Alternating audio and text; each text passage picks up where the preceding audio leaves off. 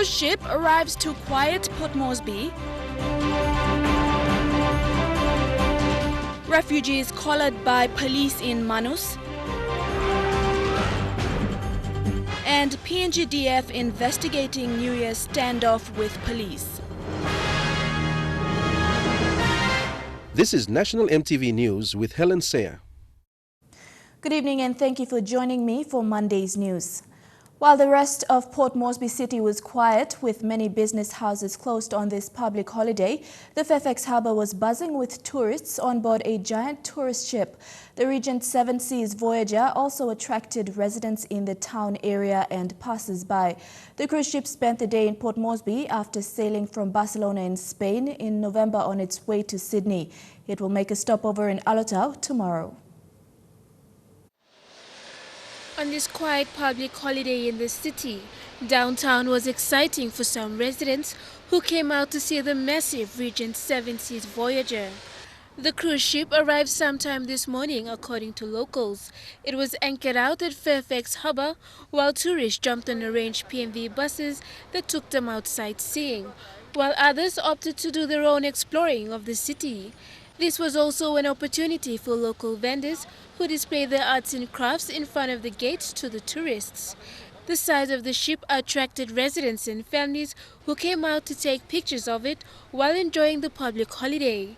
MTV News spoke to one of the families who said this was a lifetime experience for the children visiting the city. It's a very interesting experience for them, rewarding in a sense that they've read so much about oceans and ocean liners and very big ship, and for them to see one, it's an experience I'm sure they will never forget for a very long time.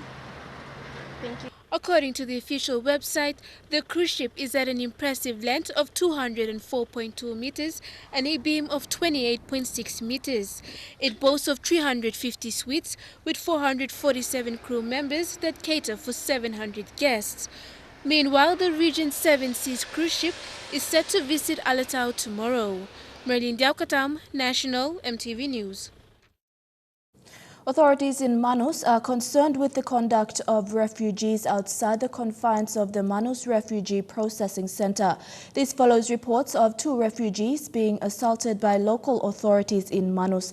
Manus Provincial Police Commander Senior Inspector David Yapu said refugees must also abide by the laws of PNG.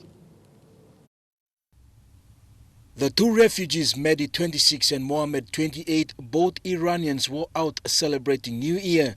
Later that evening, both were under the influence of alcohol and causing nuisance in Lorengau town. In a phone interview with MTV, Manus PPC David Yapu said both refused arrest and police had to use force to make the arrest. And when the police went to arrest them, they resisted the arrest. So the police used reasonable force, arrested them and brought them to the police station. Police in Manus are also concerned about the conduct of refugees in and around Manus town. Manus MP Ronnie Knight says the Australian government must do something now since the Papua New Guinea Supreme Court ruled the detention centre illegal. The main thing is that Australia must realize that this is Papua New Guinea, this is not Australia. And though we do not condone violence, but our people in Papua New Guinea know that the police are outnumbered and police are more violent than the police in Australia, and they have to be brutal at times. And the only way they could have contained these 2 people was by using force, and that is what happened. Pictures of the 2 best refugees were all over the internet since last night. Locals have also seen less control by those mending the detention center. And they're not even securing that area. So these people are using that place as a place for them to sleep and eat and travel at will. And all those fighting implements, all those drugs, all those homebrew, all those beers, all those drink, all the liquor, they are all in that camp right now. The 2 refugees were arrested and charged formally by police in Manus and will appear before the Lorengau District Court tomorrow. Those ones are causing problem. It's becoming a concern for us. So that's the reason that we have to arrest them and make sure that they face full force of the law. Because there is a law. You know, once you come to the country, you respect the law of that particular country or the province. Meanwhile, Manus MP Ronnie Knight has expressed grave concern over the reports by Australian media outlets calling on them to stop the media propaganda. Attempts to get comments from immigration officers in Manus were unsuccessful. Jack Lapave, Junior National, MTV News. Still in Manus, police have confiscated illicit drugs, weapons, alcohol and unknown substances from refugees in Manus. Police say the illicit drugs include cannabis. According to Manus Police, all materials confiscated are in police possession for further investigation and arrests. Both police and government authorities are concerned about what the refugees are doing since the Supreme Court ruled for the closure of the detention center. An investigation team from the PNG Defence Force is collecting statements from soldiers allegedly involved in the assault of senior police officers in Port Moresby on Sunday. PNGDF Chief of Staff Colonel Ray Numa told MTV News that the Defence Force will investigate those involved and will be dealt with both internally and through the civil law. Colonel Numa also clarified that there were two separate teams that fronted up at the Boroko police station. The first was soldiers from the 1st Royal Pacific Islands Regiment, or 1RIPR, at Tarama, and the second from Murray Barracks. The PNGDF Chief of Staff, in a phone interview, told MTV News that the first group of soldiers who fronted up at the Boroko police station were from Tarama Barracks. Colonel Numa explained that the first group wanted to confirm if a soldier and his family were actually assaulted by police officers at a roadblock outside the Taramami barracks on Sunday night. The information I have at the moment is the situation actually started from outside of Tarama barracks when two of our officers returning from Tarama heading to a police contingent at the junction. What transpired there was continued on to Boroko. That doesn't mean that we support the incident. No, the PNG Defence was set by standby its policies of maintaining high standard of discipline. So we want to go down to the bottom of this matter and deal with the situation. So at the moment, I've got the officer from Force Support Battalion and a CEO of the Force Support Battalion. We are handling the matter as I speak. Reports from the incident are still sketchy at the moment, but Colonel Numa says the Defence Force will not tolerate the actions of the second group of soldiers who fronted up at Boroko Station and assaulted senior police officers, including the NCD Metropolitan Superintendent Ben Turi. In this confrontation, gunshots were fired and soldiers chased police officers who were on duty into the premises of the Boroko station. Those involved in the confrontation were identified as soldiers from the Force Support Battalion, the youngest unit in the Defence Force. All of those soldiers that were reported to be involved at Boroko are from Force Support Battalion in Maribang. So CEO of the Force Support Battalion and his officer that have appointed investigators are now conducting the interview and get all the facts of what has transpired. Those soldiers who have stepped out of line will be dealt with both in under the Code of Military Discipline and the civil law. Once the statements from all these soldiers allegedly involved are collected, PNGDF will release an official report on the incident. Thekla Gunga, National MTV News. Social aspects in Papua New Guinea are decaying because there's lack of political will, the opposition leader Don Polier says. Social aspects like the consumption of illegal drugs and prostitution are increasing, becoming a norm, and there is a need to address them. The social aspect of Papua New Guinea. I talked about the social crisis last time. Social crisis are we facing today? I said that drug like marijuana is consumed on the streets, even at homes, everywhere, even in the churches, like we've never seen before. And I'm talking from experience.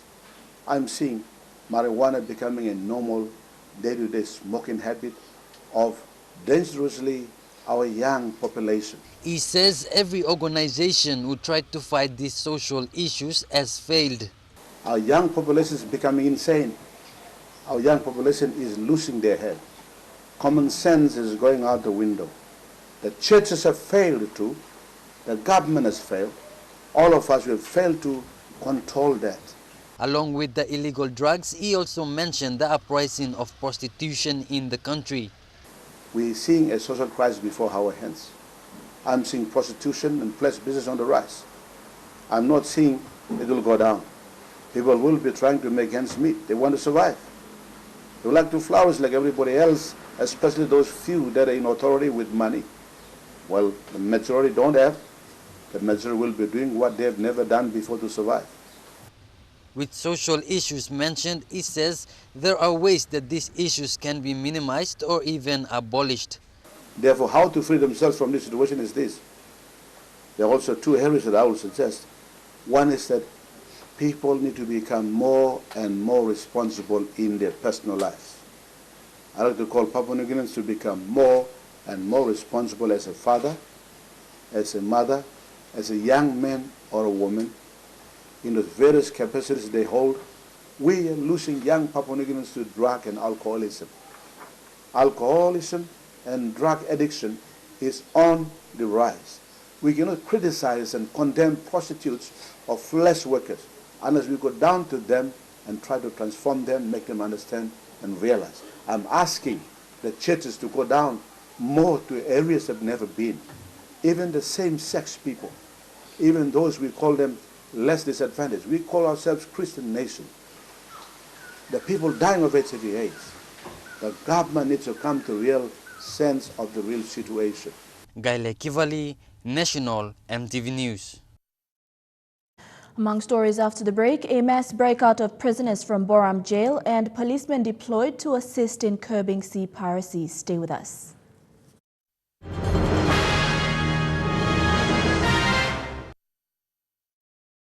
Welcome back. In news just in, the wives of the soldiers who were manhandled by police in Port Moresby, which resulted in the confrontation at the Boroko police station, have come out to tell their side of this story. Wives of Lieutenant Joe Mondo and Captain Alphonse Biga denied the initial police report that there was an argument over the registration of the vehicle and instead said they were assaulted by police officers who were on patrol. The women revealed that they were punched, kicked, and even beaten by these police officers on New Year's Eve. Anna Mondo and Elizabeth Bige, the wives of the two soldiers, were traveling to Mari Barracks from Tarama Barracks with their husbands and an 11-month-old baby when they were assaulted by police officers. The incident happened between 10 and 10:30 p.m. on New Year's Eve at the intersection leading into Tarama Barracks after a family gathering. Anna Mondo, wife of Lieutenant John Mondo, explained that there was no police roadblocks as alluded to by the police.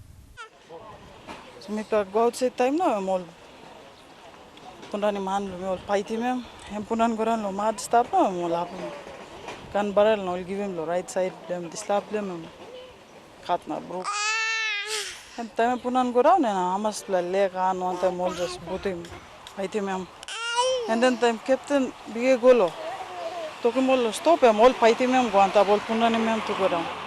Elizabeth Bige, wife of Captain Alphonse Bige, said she was punched and kicked by police officers who she claimed were under the influence of alcohol. Mrs. Bige said the police officers removed monies and other personal items from the ladies, including a firearm licensed to Lieutenant Mondo. The matter was reported to the Boroko police station the next day. However, the firearm is yet to be returned. Driver, you got license or this land normally all roadblocks also working must ask him. This land no got. I'm all come some rascal. All come to kill him to man. Same time all put him on go inside the pocket long to man kiss him stealing wallet, car key. All not something inside even lo pocket blomitu all rouse money blomitu. All this law policeman. All sigrab mi osem dog, sigrab neck blomi kam osem lo bros blomi na susu blomi. Kai kem hand blomi, only no use man lolo fight me all kai kem hand blomi too. Which is like in person and by no na famap.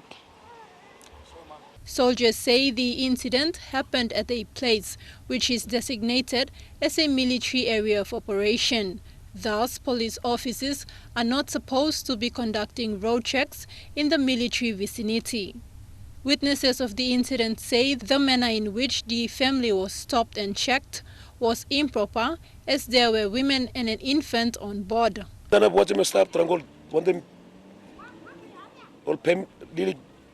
on, little girl blongol, to marry there, or come drag him all down the road toll, or fight him all through. This is a brand common, no other roadblock layer. Roadblock and start the manu quanta. Meanwhile, an official comment from the head of NTD Command, Ben Turi, will be released soon. Thakla Gunga, National EMTV News. A suspect in the 1.2 million kina robbery at the Jackson's airport was found dead at the Laloki River outside Port Moresby. Police confirmed that this is the second death in relation to the heist. The suspect is one of three main suspects who were on the run since November 2016. His body is now at the Port Moresby General Hospital morgue. It is alleged that the deceased and 4 other men walked into the hangar of a third-level airline and robbed 1.2 million kina in cash from a named company. Police in East Sepik have confirmed a mass breakout on New Year's Eve at the Boram prison in Wewak. Provincial Police Commander Superintendent Philip Peter said it is not known how the inmates escaped, but a relatively large number of them had dashed to freedom. However, Superintendent Peter and the jail commander are yet to give the total number of inmates unaccounted for. Police in Leh need to have a say in the issuing of liquor licenses to traders. This will enable police to identify places unfit to be granted licenses. Leh Metropolitan Commander Chief Superintendent Anthony Wagambi made these remarks after police confiscated several cartons of beer from traders during the Christmas and New Year operations. These traders were selling alcohol when a liquor ban was in place.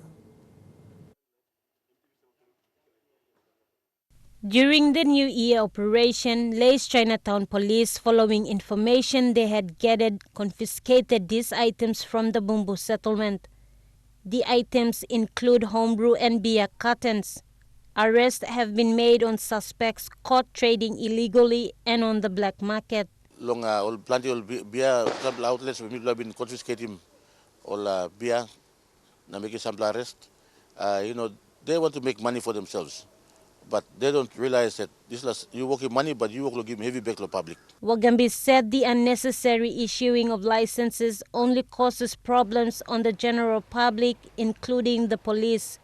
He added there should be consultation done between the Provincial Liquor Licensing Commission, police and the Leh City Authority.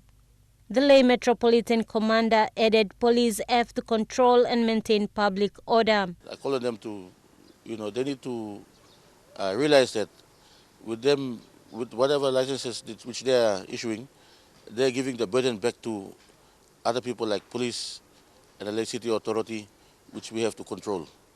And it also causes a lot of inconvenience to the public. And that's where we come in to ensure public order. Thus, it is important that police need to work with the relevant authorities to make sure people are not abusing alcohol. Mata Luis, National EMTV News, Leh. Leh recorded lesser hospital admissions of major cases than previous years. There were fewer deaths and also births this year. GM Flores Private Hospital in Leh's Top Town reported one major drunken violence case that was transferred to Engau Memorial Hospital, whilst Engau itself saw no major cases throughout the evening. Duty officers in both hospitals said minor cases that were admitted were alcohol-related, coupled with domestic violence cases and other general ailments.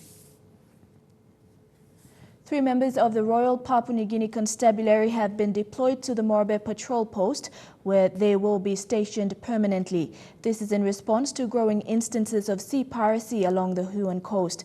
This is the first time in many years that a small police contingent has been sent to the patrol post since police were withdrawn. In the last 12 months, the importance of police presence at the Moresby patrol post has become more obvious with the increasing instances of sea piracy. Last week, the Provincial Police Commander Augustin Wampe accompanied 3 members of the Royal Papua New Guinea Constabulary to the Moresby patrol post, where they will be stationed permanently. While important arrests have been made in relation to sea piracy in the last 12 months, police have also been hampered by the lack of resources and their limited presence at the Moresby patrol post. The patrol post is located on the border of the Oro and Moresby provinces, a strategic location for policing. Moresby patrol post will now become a surveillance centre to monitor instances of sea piracy. Scott Waide, National EMTV News, Lae. Divine Word University has announced the 2017 Students Acceptance List, which has been posted online. The list is for new and continuing students. Parents and guardians have been urged to log on to the DW website on www.dw.ac.pg. Meanwhile, student registration and orientation begins February 6, with the academic year to be launched on the 10th. Classes begin on the 13th. Students are expected to adhere to the dates for registration, orientation and resumption of classes to avoid unnecessary administration hassles. National EMTV News continues after the break. Stay with us.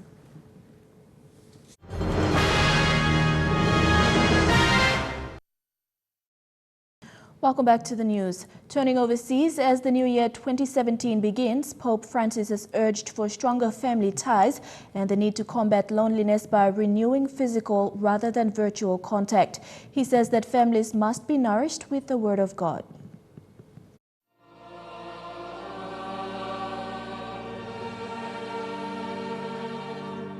In his New Year message, the leader of the world's 1.2 billion Catholics called for less virtual and more physical contact to combat loneliness.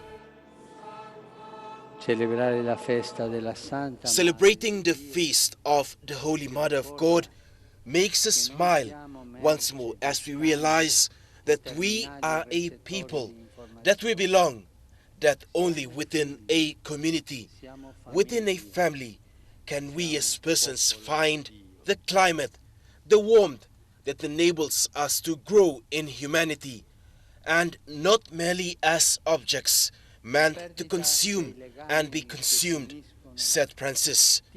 To celebrate the feast of the Holy Mother of God reminds us that we are not interchangeable items of merchandise or information processes. We are children, we are family, we are God's people, Francis added. In a 90-minute ceremony amidst high security around the Vatican, the pontiff warned that a fragmented and divided culture was cauterizing our hearts. The loss of the ties that bind us, so typical of our fragmented and divided culture, increases the sense of orphanhood and as a result of great emptiness and loneliness. The lack of physical contact is cauterizing our hearts and making us lose the capacity for tenderness and wonder, for pity and compassion. Francis said, Et Filii, et Spiritus Sancti, descendat super vos et maneat semper. Fabian Hakelitz, National EMTV News. Pope Francis also urged leaders to work together to fight the plague of terrorism and condemns the Istanbul attack. He said a massive bloodstain was covering the world as it started 2017. Speaking to some 50,000 people in St. Peter's Square for his traditional noon address, Pope Francis departed from his prepared text to condemn the Istanbul nightclub attack that killed at least 39 people. Fratelli e sorelle, buon anno. E l'anno sarà buono nella misura in cui ognuno di noi, con l'aiuto di Dio, cercherà di fare il bene giorno per giorno. Così si costruisce la pace, dicendo no con I fatti all'odio e alla violenza. He said 2017 will be what people make of it. E sì alla fraternità e alla riconciliazione. Purtroppo. Sawatohambu, MTV World News. Although Brazil struggles with high rates of crime and violence, mass shootings are uncommon. A gunman killed 11 people on New Year's Eve in the city of Campinas before he committed suicide. The gunman is believed to have been angry after separating from his wife. These shootings occurred at 1:45 p.m. According to police in Sao Paulo, they began shooting at a house party, killing 11 people before committing suicide. Local media reported that a total of 15 people have been shot and several remain with critical condition. The couple's 8-year-old son also died in the incident. The bodies of the 11 that were killed were put into coffins and taken away by the police for investigation. A neighbor interviewed by the Global Television Network said that he and another family member had blast but didn't immediately recognize it as gunfire and not New Year fireworks.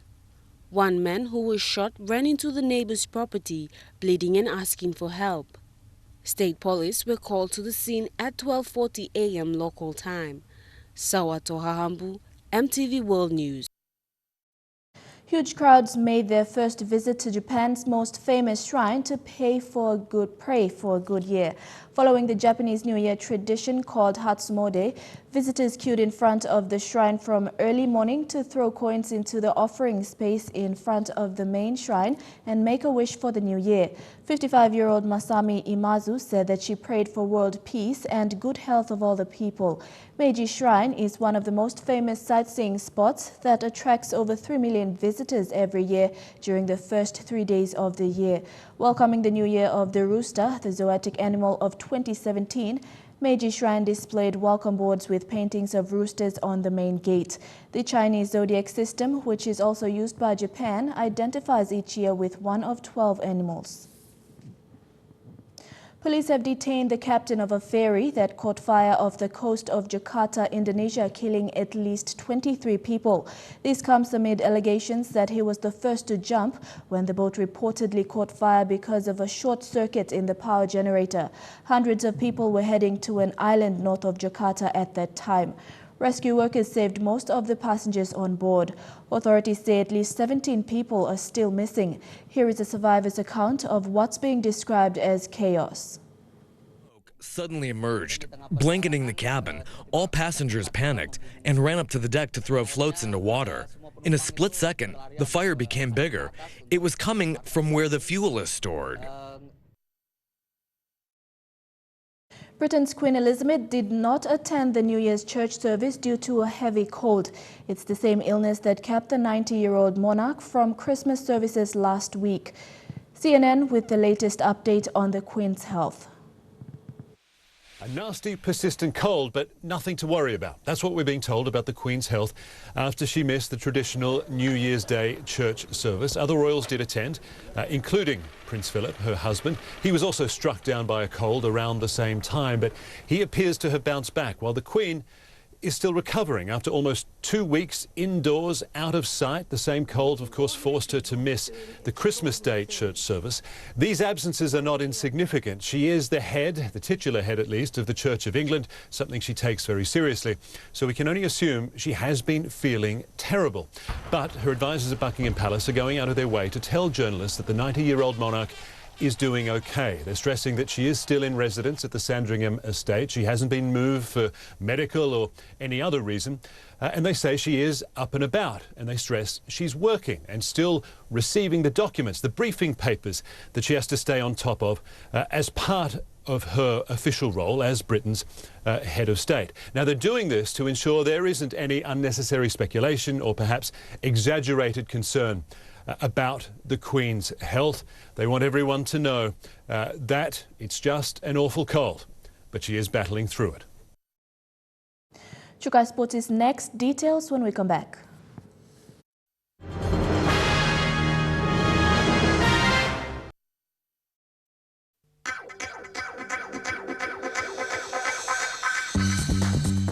Decay Sports.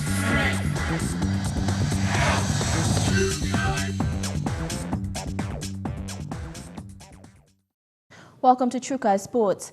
PNGRFL's newly appointed CEO, Reta Rao, has plans underway to improve rugby league in the country. He says there is a lot that needs to be done and he's looking forward to facing the different challenges to improve the code. Reta Rao plans to visit rural areas and help bring back rugby league programs into the area. Where the masses are, and acquaint with the local leagues again through the confederations, and then listen to them, and bring their aspirations to align with our national, our plan, align them with our plan, and find actions to bring them up to par with a lot of development programs that they need to. He also plans to help improve governance in all rugby league teams, including the PNG Hunters and the Kumuls. Because rugby league is now big business, Rao plans to commercialize the sport in the country and make it a business entity. For the years, we've been very lucky to have the government support us, but the game needs to sustain itself nowadays. We still have sponsors, but we are going to work in the commercial side of the business.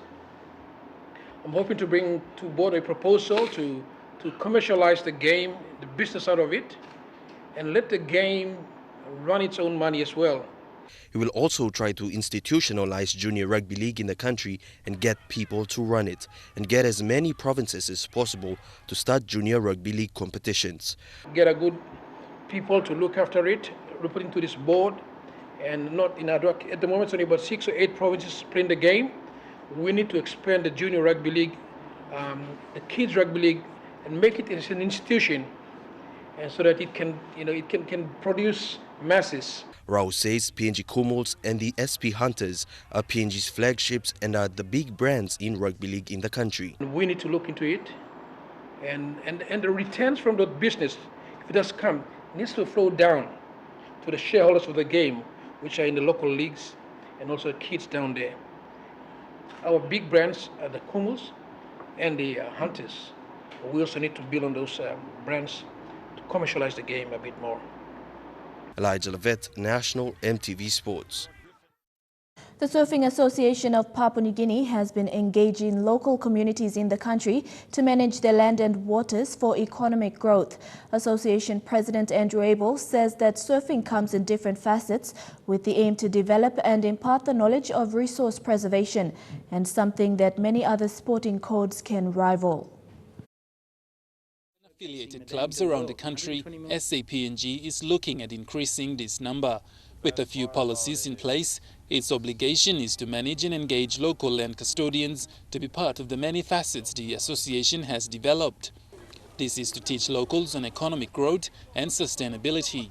This includes tourism awareness, using culture, food and tradition to attract and showcase what Papua New Guinea has to offer, using the sport of surfing as a platform for change. We'll be handing over 30 surfboards that are already up there now in Booker, to open up a surf club in Booker Passage, followed by Teop Island, just south of Booker, and then we're going to work our way all the way down the east coast and west coast. And we see Bougainville as a significant opportunity for Surfing Papua New Guinea to partner with the ABG and the traditional resource custodians to develop the sport, giving back to the people, empowering the people, and being a matrilineal society, Bougainville, predominantly matrilineal. We want to roll out our Pink Nose Revolution policy on empowering women, and in parallel introduce our new policy called the No School, No Surf policy, which is supported by ExxonMobil and Bukbilong Picanini.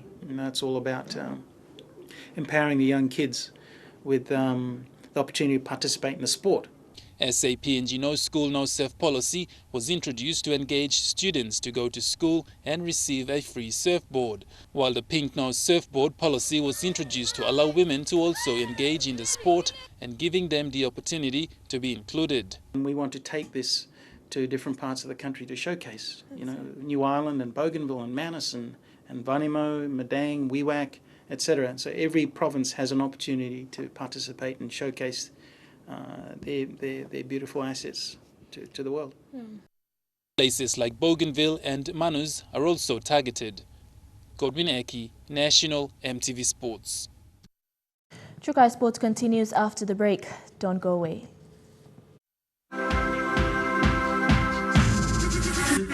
Trukai Sports. Welcome back. Following the completion of the 2016 touch competition at the Games Village Police Barracks, Association President Jimmy Ume is now calling on business houses or individuals to assist in the upgrade of the football field.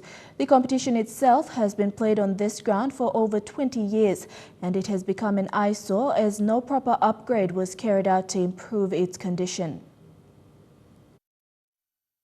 Despite seeking assistance over the years to maintain the grounds, no help has been forthcoming.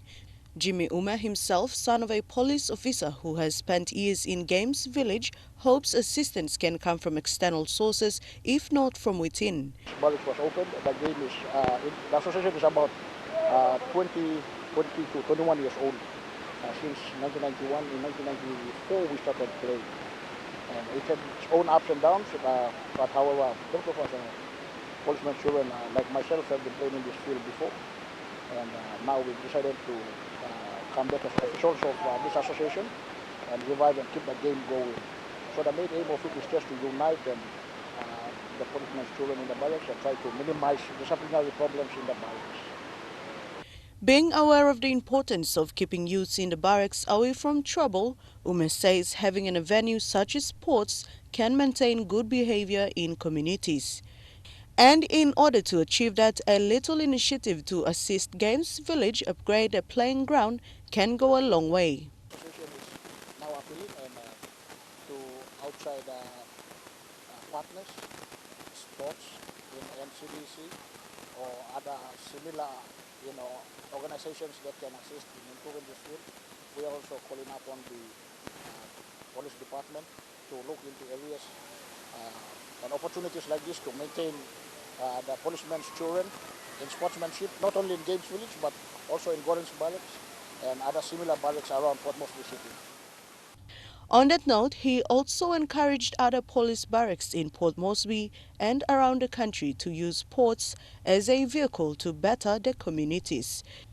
Dina Rose Raiko, National EMTV Sports.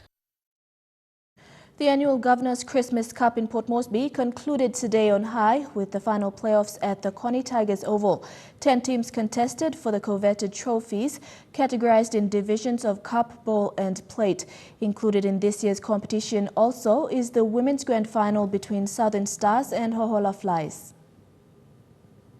The bowl playoff saw the 2014 Cup winners, Freeway Bumpers, taking on Lalibu Hawks, who were first to register 2 points on the board. But as the game went on, Freeway Bumpers came back with a try, and an unsuccessful conversion would see them hit the sheds at halftime with a 2 points lead. The second half was a one-sided affair.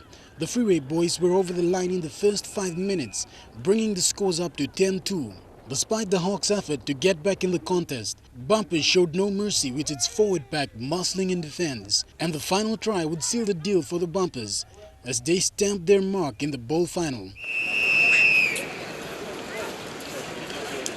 In the plate playoff, Hot Tropics 54 Bears outclassed Megusa Brothers in a grueling contest 16-4. The people from all provinces in Papua New Guinea, they are in here because this particular tournament is of great importance to them. From the street and all sorts of illegal activity during the safety period, so I think it's a good way forward for us to follow and a stepping stone forward. And to wrap it all up for the Cup Grand Final, Erima Wanderers proved too strong for the X-Rocks, defeating them by 6 points to 4. Shane Saroya, National EMTV Sports. And that's a wrap for Trukai Sports. The weather details up next. Stay tuned. Trukai Sports.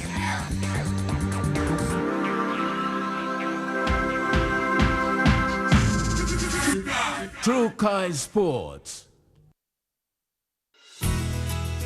The weather details are proudly brought to you by Dulux Weather Shield. Worth doing with Dulux.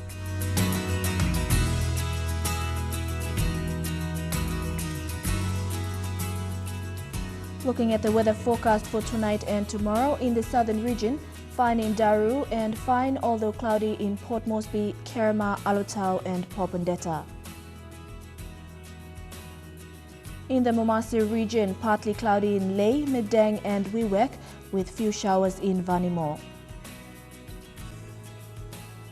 In the New Guinea Islands region, cloudy showers in Lorengau, cloudy periods in Kavieng, Kokopo and Ribal, partly cloudy in Kimbe and Buka.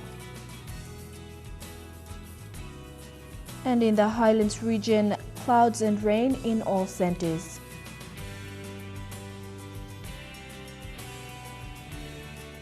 Forecast for small ships for the next 24 hours. Strong wind warning current for all coastal waters of southern PNG Indonesian border through Torres Strait and Daru to Kiwai Island.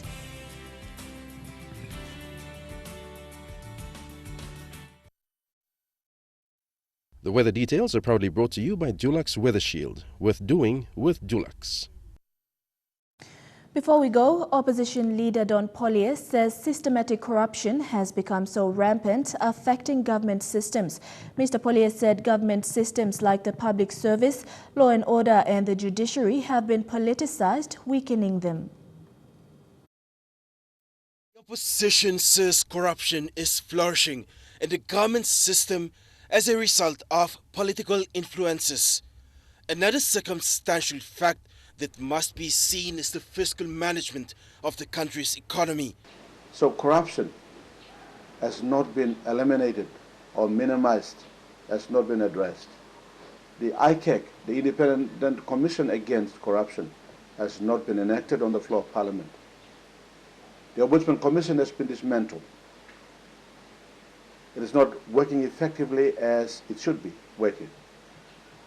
The task force suite is non-functional anymore, never financed, nor resourced appropriately to address issues of corruption. He said debts are accelerating at an unprecedented rate, which means lack of control over expenditure. The country's size of economy, or the size of the wealth we have, the aggregated nominal GDP stands at 41 to 42 billion kina, struggling to hold a weight of 30 billion kina debt. Very tough. Polius said he was concerned about the manner in which funds were managed. At the same time, was also afraid because international finances might pull out. Polius said that Papua New Guinea is going through a fiscal recession. I do not believe that international financiers will be attracted by the international sovereign bonds that the state of Papua New Guinea will be putting out. We have seen that. It has not worked in the past. They tried to raise the 2.1 billion. They did not work. The only money they've raised is a $200 million US from Swiss Credit Bank. But there too, the Swiss Credit Bank will not issue any more funds. While Papua New Guinea is facing a wounded economy hit hard by unexpectedly low global commodity prices, there is a need to maintain stability. Polius called on the government to manage the economy well with cost-cutting control measures put in place to minimize unnecessary spending. Seeing 2017 not a good year because of the circumstances that are prevalent today are the opposite. I cannot tell a lie and say that 2017 will be a wonderful year. I cannot. Under these prevailing circumstances, all I can tell Papua New Guineans is twofold.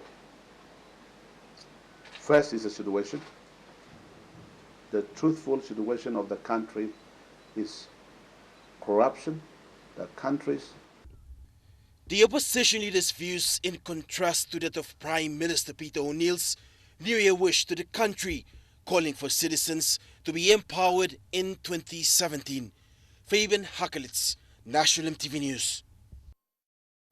Now recapping our main stories for tonight. Cruise ship arrives to quiet Port Moresby, refugees collared by police in Manus, and PNGDF investigating New Year standoff with police.